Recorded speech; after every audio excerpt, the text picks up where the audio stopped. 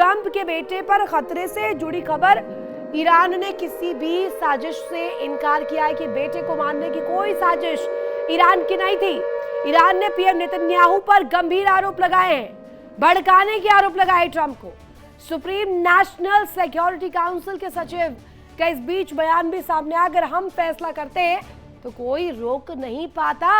Rezaei की तरफ से बहुत क्लियर ये बात रखी गई है कि ये फैसला हमारा नहीं था, ये नीति हमारी नहीं है।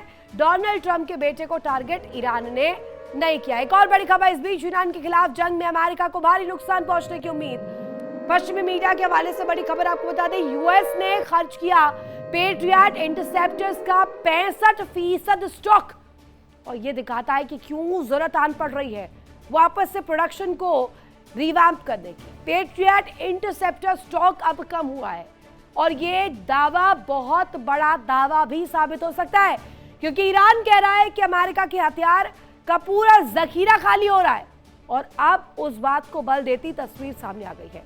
ईरान के खिलाफ जंग में पश्चिमी मीडिया ने अब तक का सबसे ज्यादा कंट्रोवर्शियल स्टेटमेंट दिया है।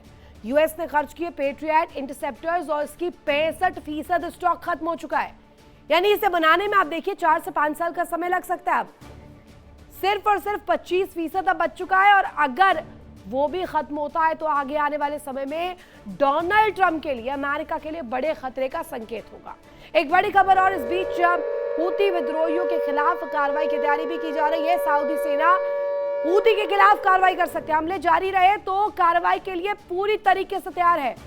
हूती विद्रोही सऊदी के अहम ठिकानों पर हमले कर रहे हैं।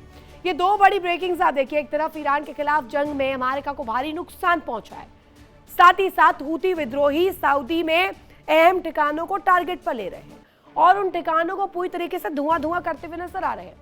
ये दो तस्वीरें बताने के लिए, दिखाने के लिए और समझाने के लिए पूरी तरीके से काफी है कि टेंशन इस वक्त एपी सेंटर में ज्यादा नजर आ रहा है। खाड़ी के तमाम जगहों पर जहां पर दावे किए गए, जहां पर वास्तविकता की एक तस्वीर दिखाई गई, अब वहां पर हमले हो रहे हैं। जहां बेसिस है, मिलिट्री बेसिस, हूती विद्रोही कर रहे हैं सऊदी को टारगेट, और ये एक नया पैमाना, एक नई तस्वीर और एक नए विध्वंस के रूप में सामने भी आ सकता है।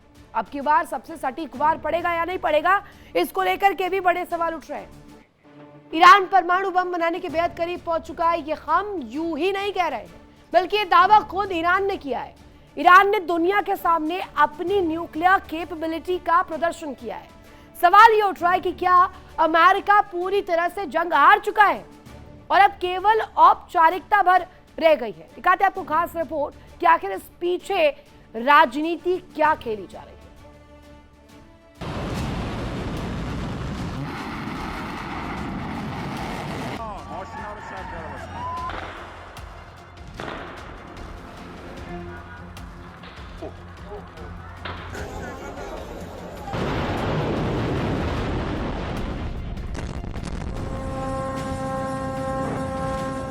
अमेरिका और इजराइल के ईरान पर हमलों की सबसे बड़ी वजह ईरान का परमाणु कार्यक्रम माना जा रहा है।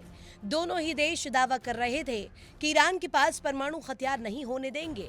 अमेरिका और इजराइल ने पिछले साल भी ईरान के परमाणु ठिकानों पर जबरदस्त हमले किए थे, और इस साल भी उन्होंने शुरुआती दौर में ईरान के परमाणु ठिकानों पर जबरदस्त बमबारी की।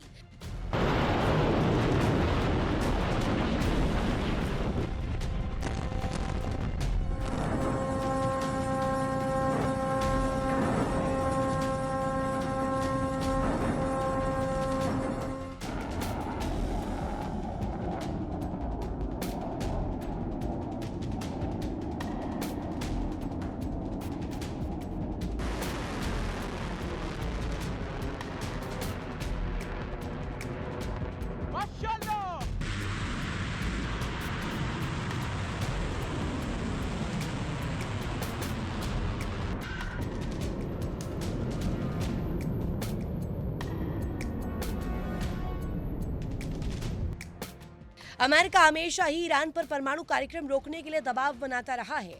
ईरान भी हमेशा से ही ये कहता रहा कि उसका परमाणु कार्यक्रम नागरिक कार्यों के लिए है, हथियार बनाने के लिए नहीं। हालांकि ईरान के पास परमाणु हथियार में इस्तेमाल होने वाली सामग्री मौजूद है।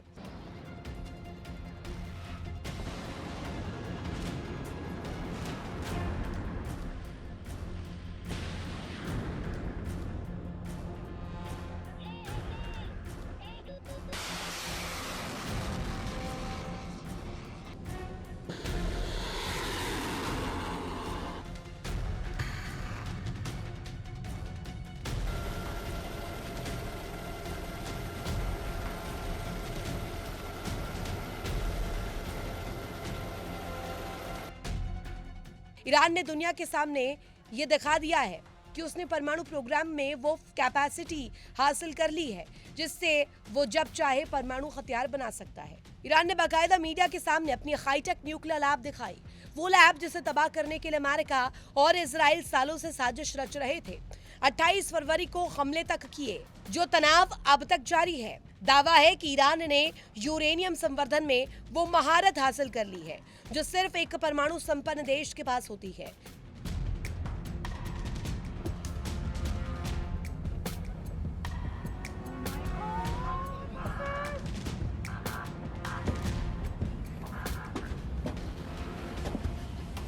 I can't tell you how hot it is. Someone close the window.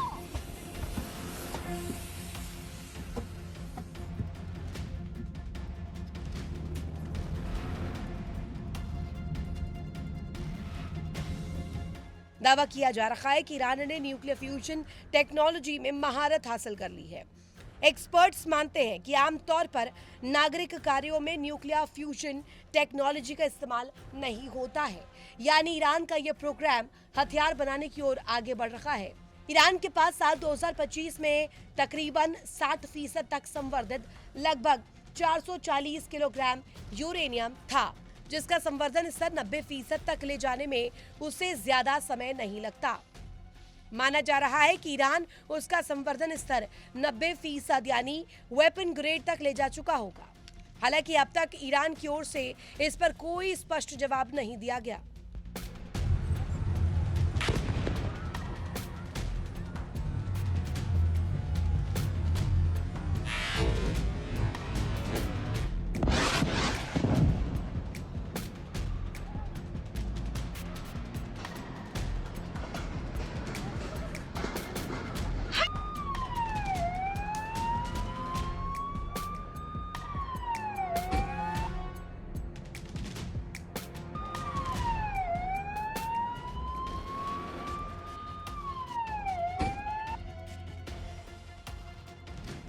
सवाल ये उठ रहा है कि क्या दुनिया एक नए और सबसे विनाशकारी परमाणु युद्ध के मुखाने पर खड़ी है? क्या अमेरिका की तमाम पाबंदियों पर और धमकियों को ठेंगा दिखाकर ईरान ने परमाणु बम बना लिया है? ईरान की मीडिया से आई तस्वीरों ने पूरी दुनिया को हिलाकर रख दिया है। ईरान के परमाणु ऊर्जा संगठन के प्रमुख मोहम्मद एस्लामी ने खुद कैमरे के सामने आकर कुछ ऐसा कह दिया जिसने वॉशिंगटन से लेकर तेल अवीव तक हड़कंप मचा दिया है। گداخت همکاران ما از مرز اثبات فناوری عبور کردند، وارد در حقیقت سیستم و سامانه و قابلیت سازی شدن که این میتونه در حقیقت با تقویت و گسترش این شبکه میتونه در رسیدن به محصول سرعت بده مسیر ما رو. ईरान अमेरिका को मुंह तोड़ जवाब देने के लिए तैयार है। अपने शीर्ष कमांडरों की हत्या और अपनी धरती पर हुए हमलों का बदला लेने के लिए ईरान तड़प रहा है। ईरान अच्छी तरह जानता है कि अगर अमेरिका और इस्राइल जैसे दुश्मनों को हमेशा के लिए शांत करना है तो परमाणु बम ही एकमात्र रास्ता है।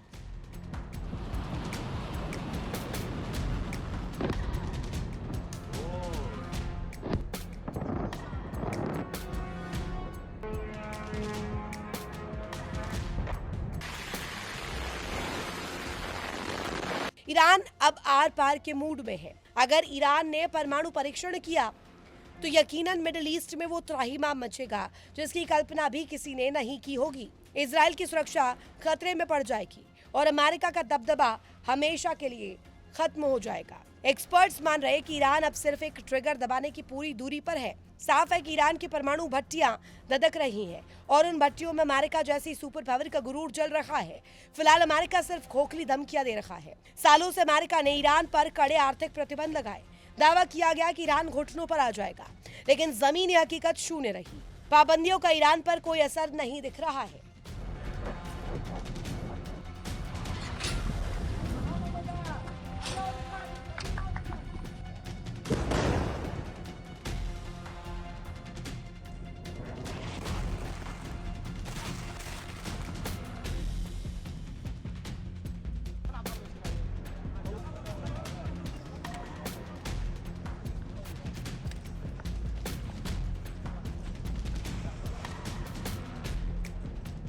फिलहाल ये साफ तो नहीं हुआ कि क्या ईरान ने परमाणु हथियार बना लिया है, लेकिन अगर वो ऐसा कर लेता है तो कोई बहुत बड़ी बात नहीं। इसकी कई वजहें हैं। रूस और ईरान अहम सहयोगी है।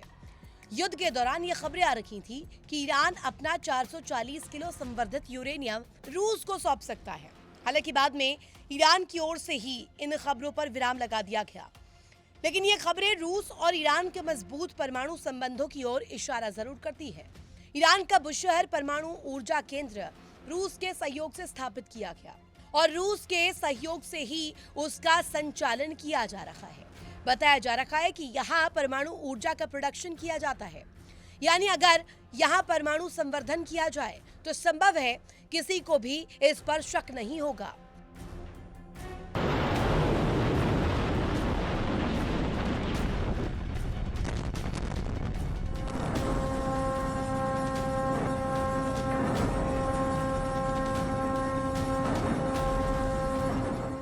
ईरान की अपनी लैब दिखाने के बाद ये तो साफ हो चुका है कि वो न्यूक्लियर फ्यूजन टेक्नोलॉजी में महारत हासिल कर चुका है, लेकिन अभी तक ये साफ नहीं हुआ कि क्या उसने परमाणु हथियार बना लिया है। हालांकि इसकी उम्मीदें फिलहाल कम हैं, तो यकीनन ईरान सीधे बम की ही तस्वीरें जारी करता। हालांकि ईरान के परमाणु हथियार बना लेने की बात पर अगर साबित हो जाती है तो कोई बड़ी बात नहीं होगी, क्योंकि ईरान पहले ही दावा कर चुका है कि जंग के बीच वो दुनिया को बड़ा सरप्राइज देगा। ऐसे में अगर ये बात सच होती है तो अमेरिका के लिए स्थिति बेहद शर्मनाक होगी। ईरान लिबिया समेत अन्य देशों के हालात देख चुका है, जिन्होंने परमाणु हथियार सरेंडर किए और उसके बाद वो बदहाली के समंदर में डूबते चले गए। ऐसे में उम्मीद नहीं है कि ईरान परमाणु कार्यक्रम से पीछे हटेगा, और अगर वो आगे बढ़ा तो अगला कदम परमाणु हथियारों का निर्माण ही है।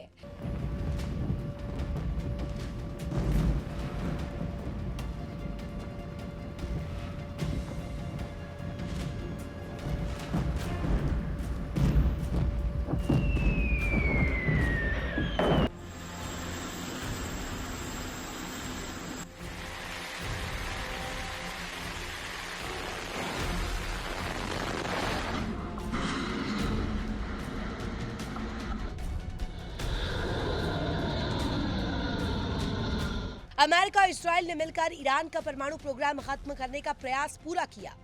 दोनों देशों ने मिलकर पिछले साल भी कई हमले किए। ईरान के परमाणु केंद्रों पर जबरदस्त बमबारी की गई। 28 फरवरी को जंग का आगाज भी परमाणु प्रोग्राम को खत्म करने के नाम पर ही किया गया।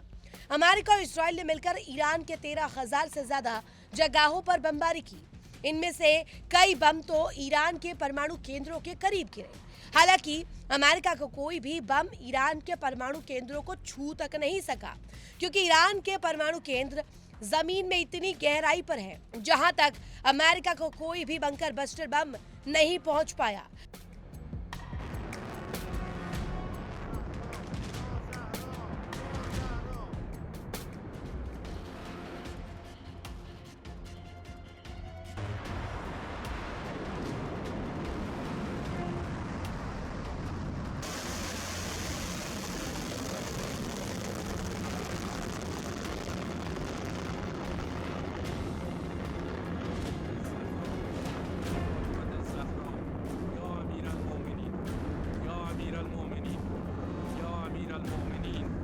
देखिए इंडिया डेली 24/7 अब आपके स्मार्ट टीवी पर।